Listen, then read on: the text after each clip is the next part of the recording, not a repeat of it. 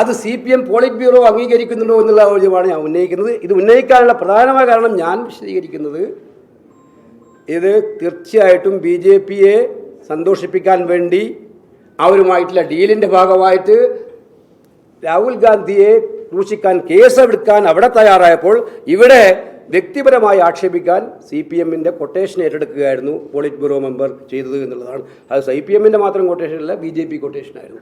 വിജയരാഘവൻ ഇപ്പം വർഗീയ രാഘവനായിട്ട് മാറിയിരിക്കുകയാണെന്നാണ് എനിക്ക് തോന്നുന്നത്. വെറും ഇത് അദ്ദേഹം പോളിറ്റ് ബ്യൂറോ മെമ്പറൊക്കെ ആയിട്ട് നിൽക്കുന്ന ഒരു കാലത്ത് ഇങ്ങനെയൊരു പ്രസ്താവന നടത്താൻ പറയുമ്പോൾ വർഗീയത ഇങ്ങനെ വെറും വിഴുങ്ങുന്ന ഒരു ആളായിട്ട് മാറുക എന്ന് പറഞ്ഞാൽ ഇവരെന്താ ധരിച്ചിരിക്കുന്നത്?